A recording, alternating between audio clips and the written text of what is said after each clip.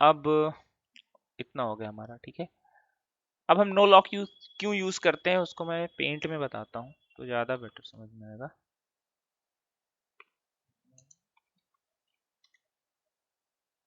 और यहाँ पे लिख देते हैं ताकि याद रहे, क्योंकि ये सब चीजें पूछ लेते हैं इंटरव्यू में, तो कोई जरूरी नहीं पूछे भी नहीं पूछे, ठीक है। अब हमारे पास सपोज टेबल है, जैसे ये आपकी टेबल है, इसमें डेटा है,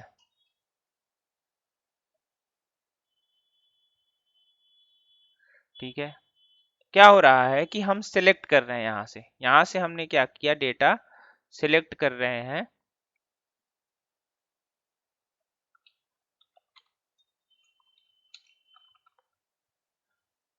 उस केस में क्या होता है, डेटा आपका सिलेक्ट होता रहता है, बट मान लो आपके पास डेटाबेस है, उसमें कॉन्करेंट यूजर डेटा परफॉर्म कर रहे हैं, प्रोसेस हो रहा है डेटा, बहुत सारे यूजर्स हैं, अपडेट हो रहा है, डिलीट हो रहा है, इंसर्ट हो रहा है, ठीक है, सिलेक्ट हो रहा है। उस केस में नो लॉक का क्या बेनिफिट है, नो लॉक का ये बेनिफिट है कि वो आपकी क्वेरी को आइसोलेट कर देता है।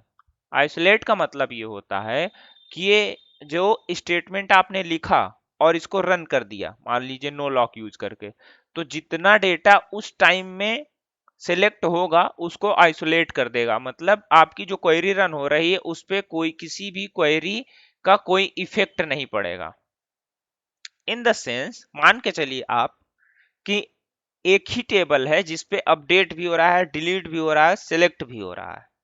उस केस में अगर आप नॉर्मल सिलेक्ट करेंगे तो वहां पे लॉक क्रिएट हो सकता है। लॉक क्रिएट होने का ये मतलब है कि आपकी क्वेरी प्रोसेस में जाकर रुक जाएगी और वेट करेगी जब तक डेटा अपडेट ना हो जाए, जब तक डेटा डिलीट ना हो जाए, जो पहले आएगा।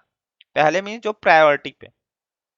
तो इसमें जैसे हम कुछ भी इनपुट लेते हैं, अपडेट करते हैं, डिलीट करते हैं, तो वो एक प्रोसेस में चला जाता है और जिस तरीके से प्रायोरिटी रहती है उस तरीके से डेटा फेच करता है, डिलीट करता है, अपडेट करता है। मान लो मैं सेलेक्ट कर रहा हूं, दो और बंदे हैं, एक बंदा डिलीट कर रहा है, एक बंदा अपडेट कर रहा है। पहले अपडेट वाले बंदे ने पुश किया, फिर डिलीट वाले ने, और फिर मैंने सेलेक्ट किया।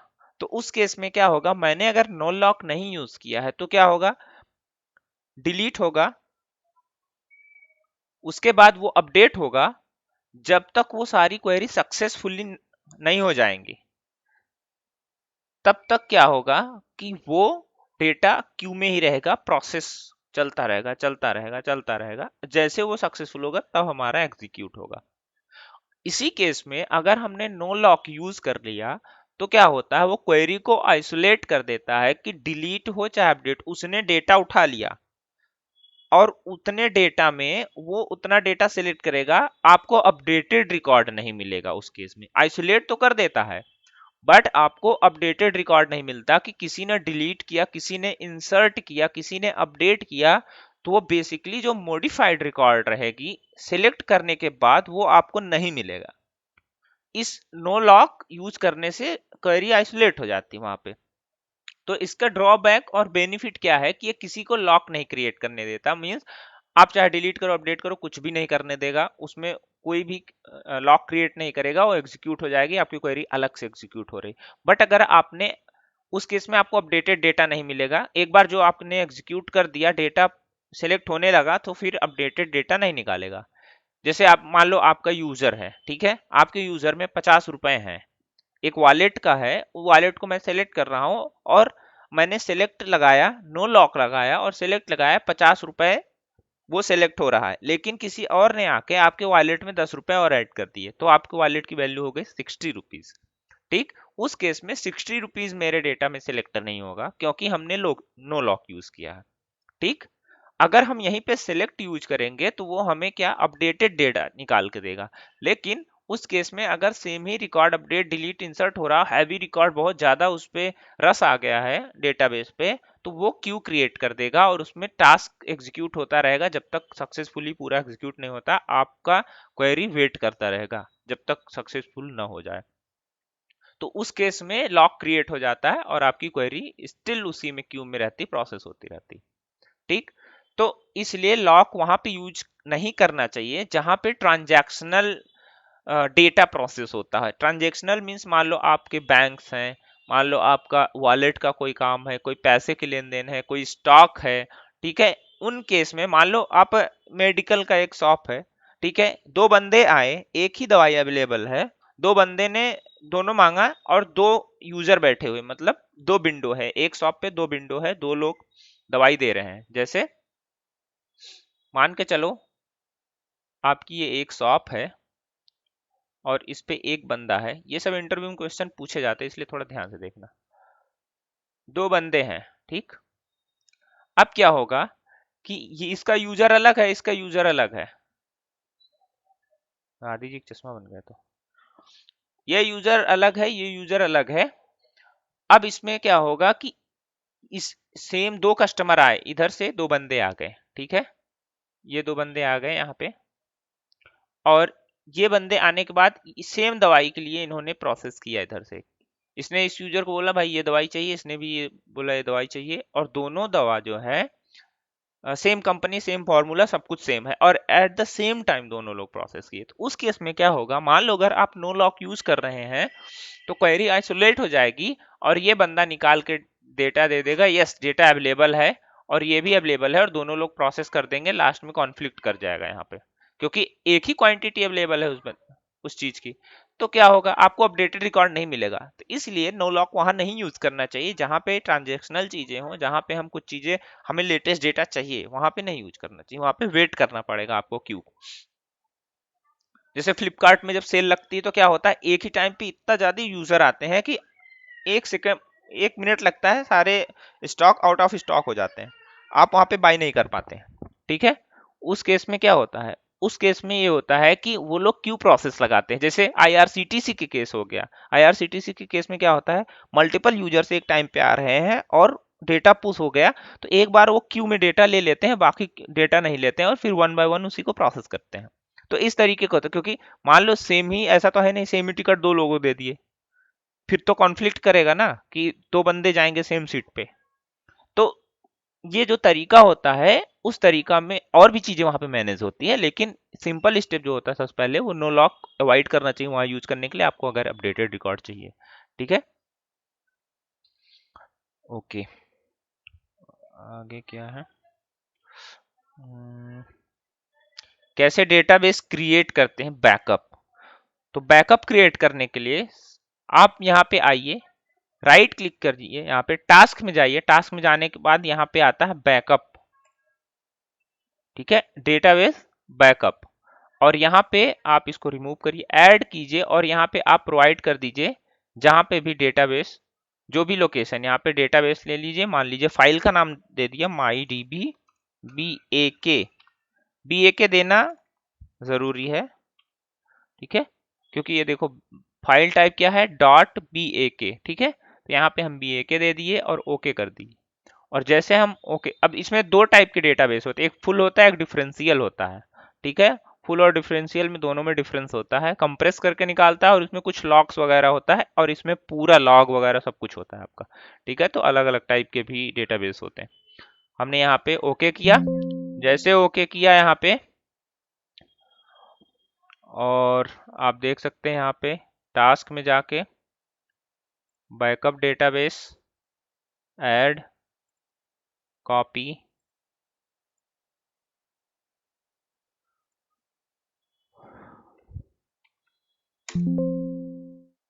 सिक्योरिटी रीजन के लिए मांगता है, यहाँ पे देखिए डेटाबेस बैकअप क्रिएट हो गया, राइट। तो इस तरीके से हम डेटाबेस बैकअप क्रिएट कर सकते हैं। अगर रिस्टोर करना हुआ आपको, ठीक है, तो रिस्टोर करने के लिए आपको क्या करना पड़ेगा, यहाँ पे राइट क्लिक कीजिए डेटाबेस पे, इस डेटाबेस पे मत करना, बैकअप क्रिएट करने के लिए यहाँ करना पड़ता है, लेकिन यहाँ पे रिस्टोर करने के लिए न्यू डेटाबेस क्रिएट कर सकते हैं, यहाँ रिस्टोर कर सकते हैं। रिस्टोर में राइट क्लिक कीजिए, ये ओपन हो जाएगा, यहाँ पे डेटाबेस जो भी है ये सिलेक्ट कर सकते हैं, ठीक है। लेकिन यहाँ पे हमें अगर नया डेटाबेस रिस्टोर करना हो तो हमें डिवाइस चूज करना पड़ेगा, जहाँ पे आपके पास, ये इस पे क्लिक कीजिए, जहाँ पे आपके पास फाइल है ऐड कीजिए, ऐड करने के बाद फाइल ऐड कर दीजिए, ओके कीजिए। ओके करने के बाद ये यहाँ पे रेडी हो जाएगा, और आप ओके करके पहले वेरीफाई कीजिए, वेरीफाई कर देंगे तो मीडिया बैकअप मीडिया वेरीफाई हो जाएगा, और ओके कर दीजिए। तो इससे क्या होगा, आपका डेटाबेस रिस्टोर हो जाएगा। यहाँ पे कुछ प्रॉब्लम्स आती हैं, वो कब आती हैं, जैसे आपका मान लो एसक्यूएल सर्वर है 2019 का, आप 2017 का डेटाबेस रिस्टोर कर रहे हैं, रिस्टोर हो जाएगा इजीली। बट आप 2017 के एसक्यूएल सर्वर में 2019 का डेटाबेस रिस्टोर करेंगे तो नहीं होगा, क्योंकि वहां पे वर्जन कंपेटिबिलिटी इशू आएगा। ठीक है, तो ये भी चीज ध्यान देना। ये हो गया आपका रिस्टोर और क्रिएट, मैक्स फंक्शन हो गया, वेयर क्लॉज हो गया। और एक चीज इसमें और बता देता हूं, जैसे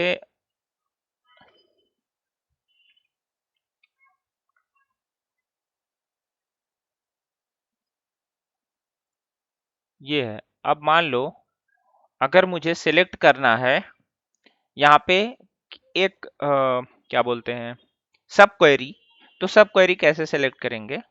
जैसे मान लो कि कोई भी एक एज सिलेक्ट होके आ रही, उस एज की बिहाफ पे हमें नेम सेलेक्ट करना है। In the sense multiple joins लगा हुआ है आपके पास। अभी तो मैं सिंपल एक टेबल में दिखा रहा हूँ, जब मल्टीपल ज्वाइन में दिखाऊंगा तो मेरे पास एक ऐसा डेटाबेस है जहाँ पे आपको बहुत कुछ सीखने को मिलेगा। उसमें बहुत लगभग 375 प्रोसीजर क्रिएट हैं। ठीक है, उसमें व्यू भी बहुत है, तो मैं उसको वन बाय वन करके दिखाऊंगा कैसे स्ट्रक्चर डिजाइन किया। बहुत पहले ही 5 साल पहले मैंने डिजाइन किया था उस डेटाबेस को। तो इसमें कैसे सब क्वेरी यूज करते हैं उसको देखते हैं। ओपन क्लोज कीजिए ब्रैकेट, क्यों? क्योंकि ये इंपॉर्टेंट होता है एज अ एक क्वेरी को आइसोलेट करने के लिए।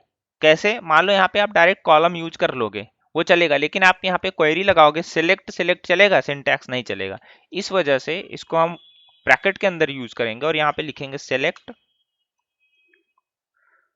Top one from customer where age equal to age, और यहाँ पे क्या ले लेंगे हम? नेम। ठीक, मान लो हम डायरेक्ट नेम सेलेक्ट कर सकते हैं, लेकिन मैं बता रहा हूँ मल्टीपल ज्वाइंस जब लगते हैं यहाँ पे तो कैसे नेम सेलेक्ट होता है इस केस में। क्योंकि एज, ये कौन सा एज है अब देखना, आप इसको सेलेक्ट करना एक बार, तो यहाँ पे क्या आ रहा है? रमेश रमेश रमेश, सारे एज में रमेश आ रहा है। क्योंकि समझ नहीं पा रहा है किसको निकालना है, तो यहाँ पे हमें एलियास यूज करना चाहिए। एज सी यू एस, कस्टमर हो गया, मान लो सी कर दो यहाँ पे, और ये कस्टमर्स को हमने कर दिया सी एस। तो इस सी एस पे हम C S dot age use कर लिए, और यहाँ पे सी डॉट एज यूज कर लिए, और सिलेक्ट करो आप। अब देखो आपका क्या आ रहा है? डेटा अलग आ रहा है ना, राइट? कि सब क्वेरी कैसे काम करती है यहाँ पे, और यहाँ पे लगा दिए एज नेम। ठीक, तो यहाँ पे इस तरीके से मल्टीपल 10 रिकॉर्ड्स आ गए, राइट? कैसे सब क्वेरी यूज करते हैं, तो ये इंपॉर्टेंट चीज है कि हम अभी जब मल्टीपल ज्वाइंस लगेगी तो वहां पे देखेंगे सब क्वेरी। वैसे तो यूज नहीं करना चाहिए, रेयर केस में यूज करना चाहिए, बट अगर हम कर सकते हैं तो दोनों, ये डिपेंड करता है कि आपकी क्वेरी क्या है, क्योंकि ये परफॉर्मेंस को भी वो करता है, डाउनग्रेड करता है। ठीक है, तो ये चीज करता है। अब हम चलते हैं, एक और फंक्शन यूज करते हैं, उसका नाम है काउंट। इफ और यहाँ पे हमने एक चीज ले लिया, काउंट एज। यहाँ पे कितने रिकॉर्ड्स आ रहे हैं? 10, राइट? अभी यहाँ पे एक चीज बहुत स्ट्रेंज दिखेगा आपको। इंटरव्यू में क्या बोलते हैं कि पूछते हैं और फिर वहां पे माइंड उलझ जाता है। यहाँ पे 1 लिख दो, क्या आएगा? 10 आएगा। ठीक, लेकिन यहाँ पे एक कंडीशन लगा दो, जैसे काउंट हमने 3 कर दिया, सॉरी एज कर दिया,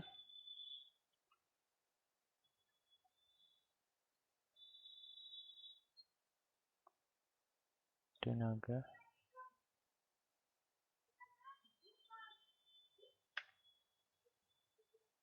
अब क्या आएगा? अगर हम सिलेक्ट 1 करते हैं यहाँ पे, तो उस केस में क्या आता है, जैसे सेलेक्ट करेंगे, काउंट का तो हो गया, काउंट कर लेगा, आप जो भी कॉलम नेम देंगे तो कैलकुलेट करके बता देगा कितने नंबर ऑफ रिकॉर्ड्स अवेलेबल हैं।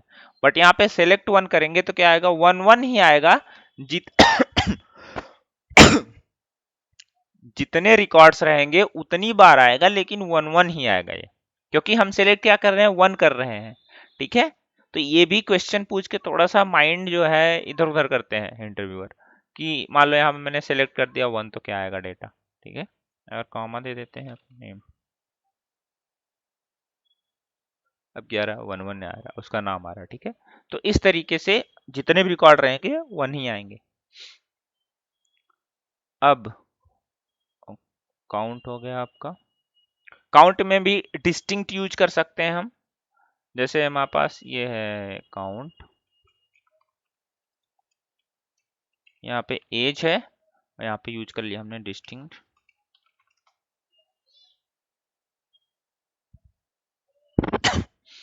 तो यहाँ पे 6 रिकॉर्ड आ रहे हैं, क्यों, क्योंकि एज जो है आपका डुप्लीकेट हो रहा होगा, इस वजह से ये डिस्टिंक्ट रिकॉर्ड अच्छे ही निकल के आ रहे हैं। तो मल्टीपल केसेस हो सकते हैं मल्टीपल चीजों के। ठीक है, अब अगर हमें डेटा डिलीट करना है तो डिलीट किस तरीके से होता है डेटा, वो भी देखेंगे। और ये भी चीज आप देखेंगे कि किस डेटा जो डिलीट हो रहा है वो कैसे हम डिलीट कर सकते हैं। जैसे मान लो हमारे पास 10 रिकॉर्ड्स हैं, अभी मैं ये कर रहा हूं कि मैं अगर डिलीट चलाऊंगा, डिलीट,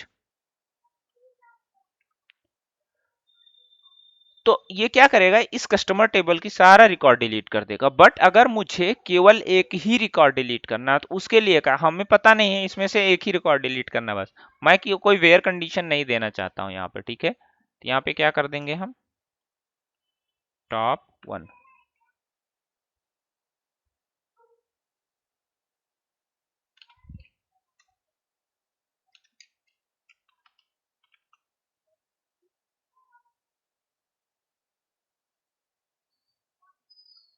डिलीट टॉप वन क्यों नहीं काम कर रहा है,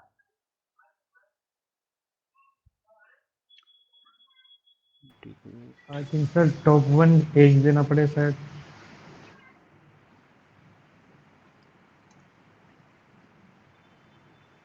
तो यहाँ पे टॉप फंक्शन यूज करना पड़ेगा हमें, उसके अंदर पास करना पड़ेगा नंबर ऑफ रोज, कितना हम डिलीट करना चाहते हैं। ठीक है, मान लो यहाँ पे 2 डिलीट करना चाहते हैं, तो एक रिकॉर्ड हुआ और यहाँ पे 2 रिकॉर्ड और होगा। ठीक है, तो 3 रिकॉर्ड डिलीट हो गए, क्योंकि हम टॉप पे जो है उस रिकॉर्ड को डिलीट करना चाहते हैं जितने नंबर। अब इसमें एक मैजिक और है, अब देखेंगे इसको अलग अलग तरीके से यूज कर सकते हैं। यहाँ पे अगर हमने दे दिया परसेंटेज, देखो इसमें काम करेगा, क्योंकि डिलीट के केस में क्या होता है, एक परसेंटेज होता है, उस परसेंटेज के हिसाब से भी हम डिलीट कर सकते हैं। एक्चुअली इस परसेंटेज तो होता नहीं, परसेंट होता है। ठीक है, अब हम डिलीट करेंगे 2%, तो मान लो आपके पास रिकॉर्ड कितने हैं, 7 रिकॉर्ड हैं। ठीक है, 7 रिकॉर्ड का 2% क्या होता है देखते हैं, एक रिकॉर्ड होता है 2%, तो ये एक रिकॉर्ड ही डिलीट किया। ठीक है, अब मान लो आपके पास 6 रिकॉर्ड हैं, 6 रिकॉर्ड का हम चाहते हैं 50% डिलीट करना है, तो यहाँ पे आप पास कर दो टॉप 50% और यहाँ पे डिलीट मार दो, 3 रिकॉर्ड डिलीट हो गए, 3 बचे हैं। ठीक है, तो इस तरीके से आप परसेंट का भी यूज करके डिलीट कर सकते हैं, और वेयर क्लॉज भी आप इसमें फर्दर ऐड कर सकते हैं, और उस तरीके से डेटा आपका डिलीट हो जाएगा। ठीक है, तो कभी क्या होता है कि डुप्लीकेट रिकॉर्ड आ जाते हैं बहुत सारे, तो उस केस में क्या होता है कि हम ये चीज यूज कर सकते हैं कि वेयर क्लॉज लगा दिए। वेयर क्लॉज, मान लो सेम ही रिकॉर्ड है, 100 रिकॉर्ड है, आपको क्या करना पड़ेगा, या तो वेयर क्लॉज लगा के सब कुछ करना पड़ेगा, या आपको मान लो 50 रिकॉर्ड डिलीट करने हैं तो आप टॉप लगा दोगे, 75 रिकॉर्ड जितने भी रिकॉर्ड इस तरीके से भी डिलीट कर सकते हो। लेकिन कोई एक कंडीशन आ जाए जहां पे आपको परसेंटेज वाइज डिलीट करना हो, एग्जैक्ट परसेंटेज वाइज मैच करना हो, तो उस केस में आप क्या करेंगे, उस केस में आपको करना पड़ेगा कि परसेंटेज यूज करके आप डिलीट कर सकते हैं। तो अलग अलग तरीके से हम यूज कर सकते हैं। तो यहाँ पे मैं इसको एक्सेल में ऐड कर दे रहा हूँ, ताकि जब भी देखो तो ध्यान आ जाए, हाँ ये चीज है। ओके, ये हो गया। टेबल अल्टर कैसे करना है वो तो हमें शायद पता होगा, फिर भी मैं बता दे रहा हूँ। अल्टर टेबल, टेबल का नाम, ऐड कॉलम, कॉलम का नाम, कॉलम का नाम मान लो लास्ट नेम, यहाँ वैसे कॉलम लिखना नहीं पड़ेगा, ऐड कॉलम, कॉलम का नाम varchar 50, ठीक, और यहाँ ऐड करो, आप ऐड हो जाएगा। लेकिन अगर इसी में हमें डेटा टाइप चेंज करना हो या डेटा टाइप की लेंथ बढ़ानी हो तो क्या आप क्या करेंगे, नॉर्मली जिनको नहीं पता होता वो करते हैं पहले कॉलम ड्रॉप फिर करते हैं ऐड। तो ड्रॉप के केस में आपका डेटा हो जाएगा लूज, ठीक है, जितना भी डेटा उस कॉलम में रहेगा सब लूज हो जाएगा, निकल जाएगा डेटाबेस से। तो उस केस में हमें क्या करना चाहिए, हमें ऑल्टर यूज करना चाहिए। ऑल्टर कैसे यूज करते हैं, यहाँ पे ऑल्टर टेबल, टेबल का नाम, ऑल्टर कॉलम, कॉलम का नाम और डेटा टाइप यहाँ 500 दे दिए। तो इस केस में हम क्या करेंगे, एग्जीक्यूट करेंगे और आपका डेटा एग्जीक्यूट हो जाएगा। तो आप जाके देख लेंगे इसमें टेबल में कस्टमर्स, ये कस्टमर और यहाँ पे लास्ट नेम 500 आ जाएगा, ठीक है। तो इस तरीके से हम अल्टर कर सकते हैं कॉलम को। कॉलम और टेबल भी बहुत डिफरेंट डिफरेंट तरीके से अल्टर होते हैं, ठीक है। आपको मल्टीपल कॉलम ऐड करना हो तो आप कॉमा दे के ऐड करते चले जाइए, यहाँ पे कॉमा दे के ऐड करते चले जाइए। जैसे लास्ट नेम हो गया, मान लो यहाँ पे क्या बोलते हैं, क्या नाम दे, मान लो दे देते हैं नेम एज, मान लो जेंडर दे देते हैं, ठीक है।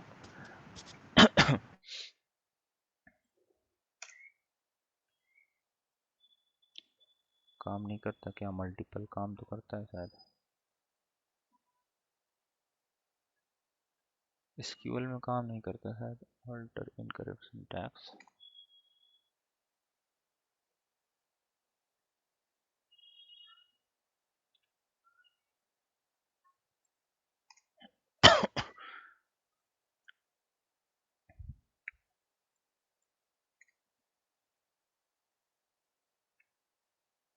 Column name each table must be unique, क्योंकि ऑलरेडी ये दे चुके हैं, ठीक है। यहाँ पे दे देते हैं first, FIRST, first name, middle name दे लीजिए सर। ठीक है। तो यहाँ पे आ गया कॉलम, यहाँ पे देखिए फर्स्ट नेम जेंडर दोनों आ गए ना। तो पहले ऐड, फिर column name comma column name comma column name, इस तरीके से सो ऑन, इस तरीके से आप कर सकते हैं। अगर आपको कॉलम ड्रॉप करना हो तो क्या करना है, इस यहाँ पे आपको यहाँ पे लिखना है ड्रॉप कॉलम नेम। यहाँ पे डेटा टाइप की जरूरत नहीं क्योंकि हम तो ड्रॉप कर रहे हैं, तो हमें कॉलम की जरूरत नहीं। यहाँ पे कॉमा, यहाँ पे फर्स्ट नेम, ठीक है। आप यहाँ पे रिफ्रेश कीजिए और देखिए कॉलम ड्रॉप हो गए। तो इस तरीके से हम अल्टर और ड्रॉप कर सकते हैं कॉलम, टेबल की कॉलम्स को, ठीक है। अब आते हैं व्यू क्या होता है और व्यू यूज क्यों करते हैं, ठीक है। तो अब हम चलते हैं व्यू पे, तो मैं मेंशन कर देता हूँ यहाँ पे व्यू। मैं उस तरीके से बता रहा हूँ जिस तरीके से जरूरत पड़ती है हमें, ये सर ऑलरेडी दिखा हुआ था। ठीक है, कोई नहीं। अब यहाँ पे व्यू की जरूरत क्या पड़ती है, सबसे पहले थोड़ा ओवरव्यू पढ़ लेते हैं। व्यू की जरूरत, मेन इंपॉर्टेंट चीज क्या है, व्यू हमें क्यों जरूरत पड़ती है। व्यू की जरूरत इसलिए पड़ती है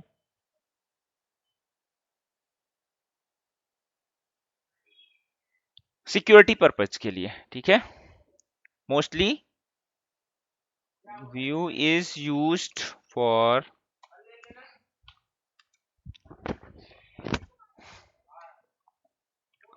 view is used for show the data and maintain security। Security का क्या कंसेप्ट है वो देखते हैं।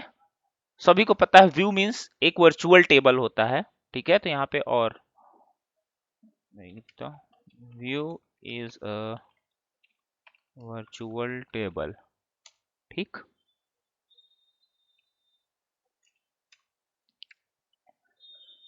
वर्चुअल टेबल क्या होता है, जो कि एग्जिस्ट नहीं करता डेटाबेस में, ठीक है, लेकिन जब हम उस क्वेरी को एग्जीक्यूट करने जाते हैं तो वो एक वर्चुअली टेबल क्रिएट करता है और हमें डेटा सेलेक्ट करके दे देता है। तो वर्चुअल टेबल मतलब हम उस पर परफॉर्म नहीं कर सकते कोई भी ऑपरेशन। ऑपरेशन का मतलब कोई करंट ऑपरेशन तो नहीं परफॉर्म कर सकते, क्योंकि वो वर्चुअली है, वो एग्जिस्ट ही नहीं करता कहीं पे, तो हम उस पर कैसे परफॉर्म करेंगे, ठीक है। अब जैसे सीटीई होता है, CTE is also virtual table same like a view, but CTE एक स्कोप के अंदर काम करता है। व्यू हम क्रिएट करके देते हैं जिसकी एग्जिस्टेंस होती है डेटाबेस में, और जब भी हम व्यू में फायदा क्या है, हम इंडेक्सिंग भी यूज कर सकते हैं। तो we can also use indexing in view, we can also use index in a view.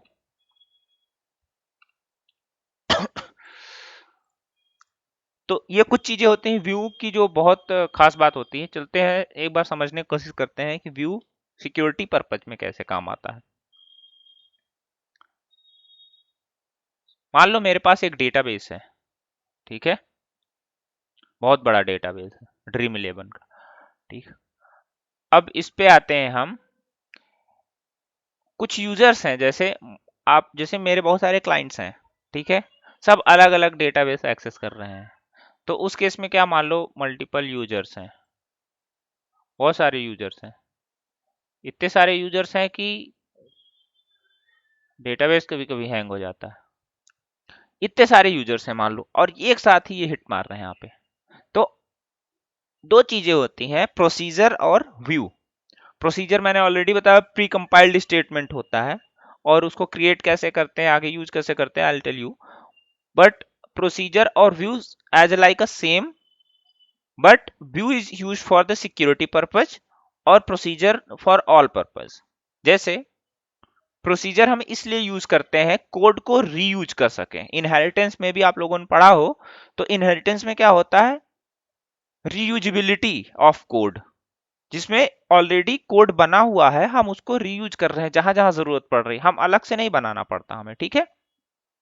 घर पे बाइक है, एक ही बाइक तो आती है, सब अलग अलग बाइक थोड़ी खरीदते हैं और सब यूज कर लेते हैं उसको, ठीक है। तो एक तरीके से रीयूजबिलिटी ऑफ हो गया, ठीक है। तो वैसे कोड में क्या होता है कि एक फंक्शन किसी ने बना दिया कैलकुलेट करने का, सम करने का फंक्शन, तो हम क्या अपना फंक्शन अलग बनाएंगे? इससे अच्छा है कि मैं इनहेरिटेंस का यूज करूं और उस फंक्शन को एक्सटेंड करूं और फंक्शन यूज कर लो, सिंपल, ठीक। तो रीयूजेबिलिटी का यूज होता है, प्रोसीजर का यूज इसलिए होता है रीयूजेबिलिटी ऑफ कोड, और दूसरा परफॉर्म क्रड ऑपरेशन। यहाँ पे लिख देता हूं,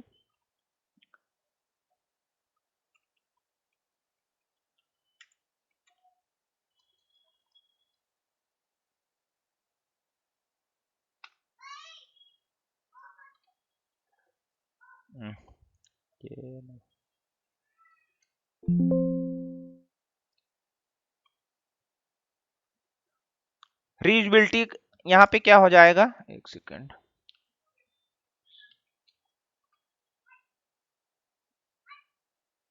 स्पेलिंग गड़बड़ हो गई थी, इसको थोड़ा डिलीट करते हैं।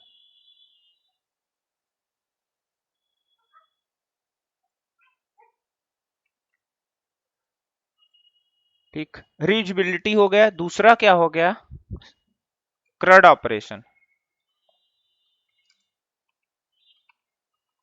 क्रड ऑपरेशन का मतलब होता है जिसमें हम डिलीट, अपडेट, इंसर्ट, रीड सब कुछ कर सकें, ठीक है, क्रिएट कर सके, रीड कर सके, मॉडिफाई कर सके, उसको डिलीट कर सके, ठीक, वो परफॉर्म कर सकते हैं प्रोसीजर के अंदर। प्रोसीजर हमें फुल एक्सेसिबिलिटी देता है कि आप अपने डेटाबेस के साथ कुछ भी कर सकते हो, आप उसमें कोड लिख सकते हो, आप उसमें फंक्शन यूज कर सकते हो, आप उसमें क्या कर सकते हो कि डेटा सेलेक्ट कर सकते हो, डिलीट, अपडेट सब कुछ कर सकते हो। लेकिन जब व्यू की बात आती है तो view only use for the display purpose, ठीक है, उसमें हम क्रड ऑपरेशन परफॉर्म नहीं कर सकते। तो जो व्यू होता है,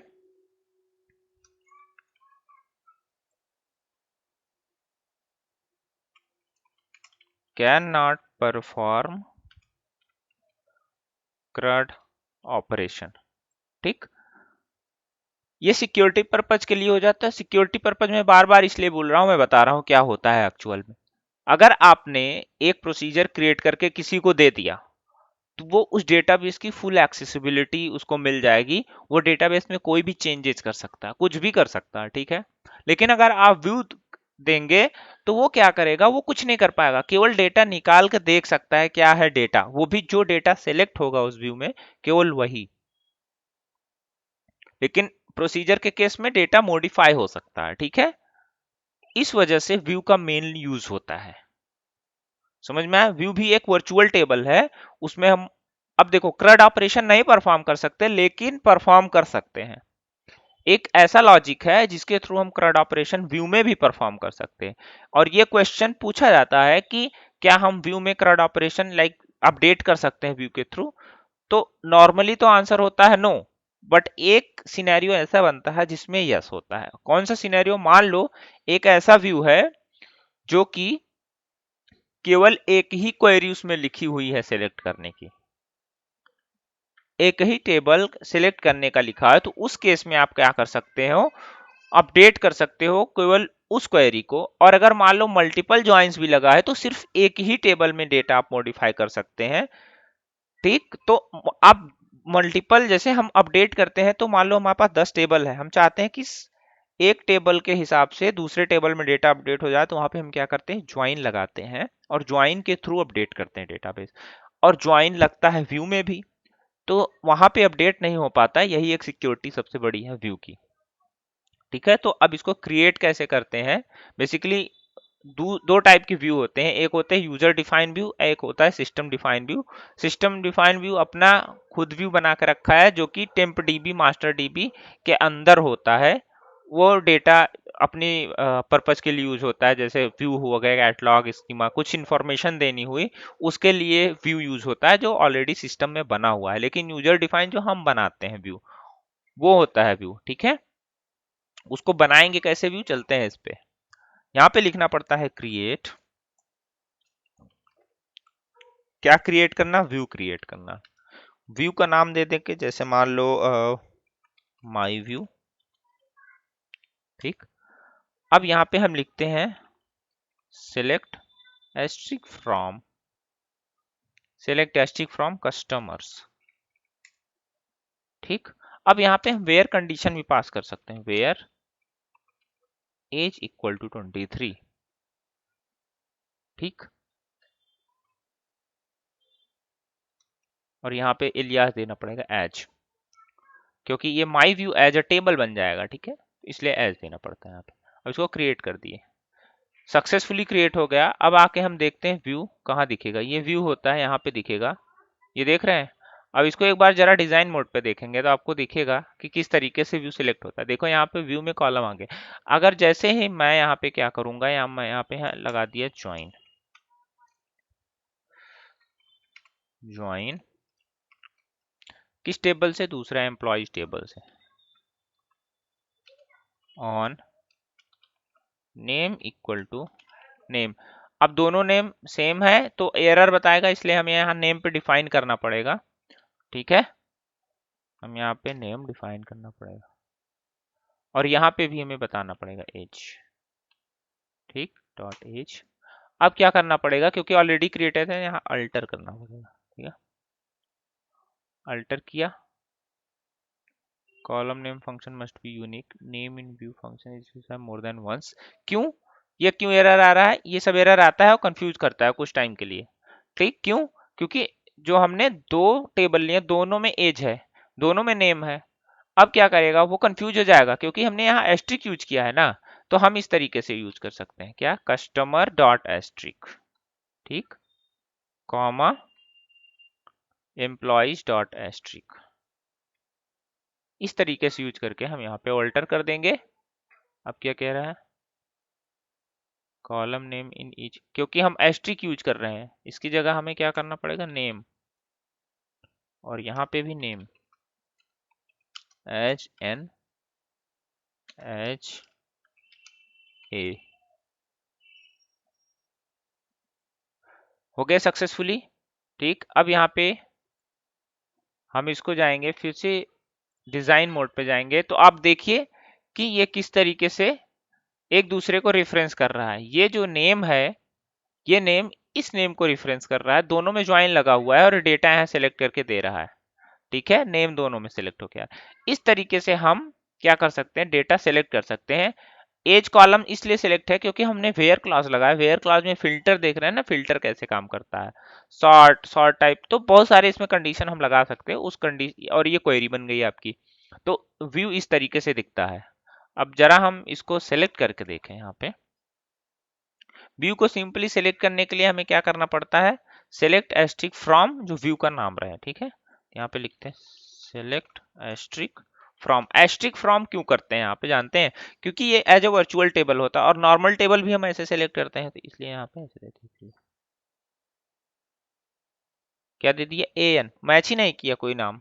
ठीक है, या एज में एज एक जरा हम ये ऐसे कर देते हैं, अब सेलेक्ट करके देखते हैं, कोई भी मैच नहीं कर रहा। ठीक है, तो जो मैच करेगा वो आएगा, नहीं मैच करेगा नहीं आएगा, क्योंकि हमने नेम पे सेलेक्ट किया है ना। अब नेम नॉट इक्वल टू कर देते हैं, अब देख लो आ गया सारा। ठीक तो व्यू इस तरीके से हम बनाते हैं, इस तरीके से हम ऑल्टर करते हैं, क्रिएट करते हैं और फिर यूज करते हैं, और फिर हम इसमें वेयर कंडीशन या मल्टीपल जो भी कंडीशन पास करनी है इस तरीके से हम पास करके काम कर लेते हैं। तो बेसिकली हमारे पास कितना हो गया कंप्लीट, व्यू हो गया, इतना हो गया। एक और देख लेते हैं उसके बाद। ठीक है, अब हम यहाँ पे जा रहे हैं यूज करने क्या, यूनियन। यूनियन इंटरसेक्ट होता है, इंटरसेक्ट। ठीक है, दो चीजें यूज करेंगे और देखेंगे क्या डेटा है क्या नहीं है। चलो एक नई क्वेरी लेते हैं और यहाँ पे सिलेक्ट करते हैं, सिलेक्ट एस्ट्रिक फ्रॉम कस्टमर्स, और यहाँ पे हम लेते हैं एम्प्लॉय सैलरी, एम्प्लॉय ले लेते हैं। ठीक है, दोनों सिलेक्ट करते हैं, किसी में 6 रिकॉर्ड है, किसी में 3 रिकॉर्ड है। Let's see how it work. अब यहाँ पे यूज कर लेंगे नॉर्मली यूनियन, UNION, यूनियन। देखो अभी एरर देगा, एरर इसलिए देता है कि जो यूनियन, पहले तो समझ लो यूनियन करता क्या है, ये इंपॉर्टेंट है। तो यूनियन यहाँ पे select unique records from both tables.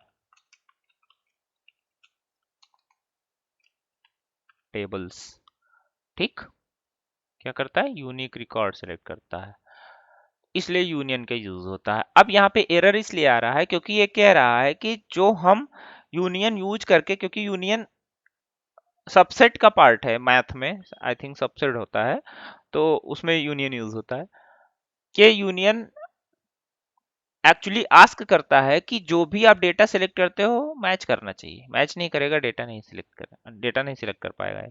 ठीक है, तो यहाँ पे मान लो हमने नेम दे दिया नेम, और यहाँ पे दे दिया नेम। टोटल 9 रिकॉर्ड्स आए, क्योंकि कोई रिकॉर्ड भी यहाँ से मैच नहीं कर रहा है, यूनिकली रिकॉर्ड है, ये सारे रिकॉर्ड यूनिक होके आ गए।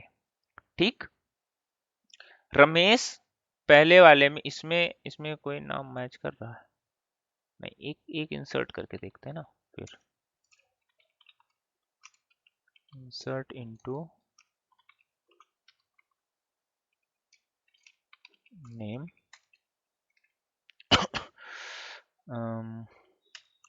वैल्यूज यहाँ पे राकेश। ठीक, can not insert ID comma,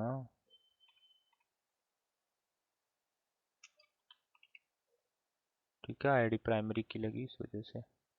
as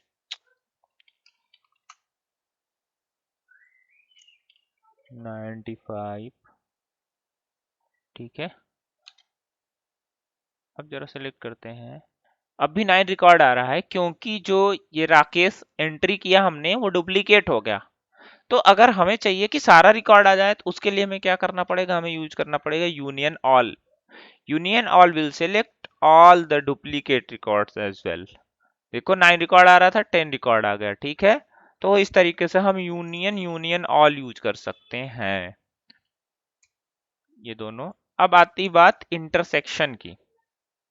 intersection क्या होता है कि दोनों टेबल्स का जो मैचिंग रिकॉर्ड होता है वही निकाल के देता है, बस यूनिक रिकॉर्ड नहीं निकाल के देता है। यूनियन में क्या होता है, दोनों टेबल्स डेटा निकाल के देगा जो यूनिक रिकॉर्ड होगा, लेकिन इसमें क्या होगा, जो दोनों टेबल में मैच करेगा वही निकाल के देगा। अभी देखते हैं यहाँ पे काम करता है कि नहीं।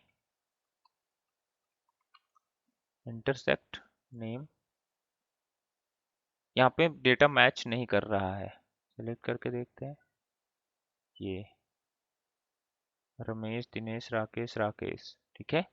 इसका क्या है, इसमें इसमें दोनों में मैच नहीं कर रहा, तो एक डेटा मैच करा के देखते हैं।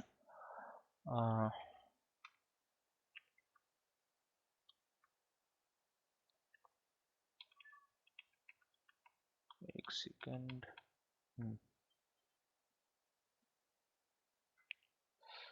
यहाँ पे एक मोहित 17 डाल देते हैं और एज डाल देते हैं इतना, ठीक है। आईडी बढ़ा देते हैं, एज यहाँ पे दे देते हैं 100 और सर्च कर देते हैं। अब जरा सिलेक्ट करके देखते हैं, एक रिकॉर्ड आ गया। तो इंटरसेक्शन का मतलब समझिए, जो रिकॉर्ड मैच करे दोनों टेबल से, जैसे ज्वाइन लगाते हैं हम, तो वैसे ही इंटरसेक्शन काम करता है और सारे रिकॉर्ड को चेक करता है, जो मैचिंग रिकॉर्ड होता है निकाल के दे देता है, ठीक है। तो आज के लिए फिलहाल इतना ही, मिलते हैं मंडे से और फिर अंडरस्टैंड करेंगे आगे की जो चीजें होंगी, ठीक है।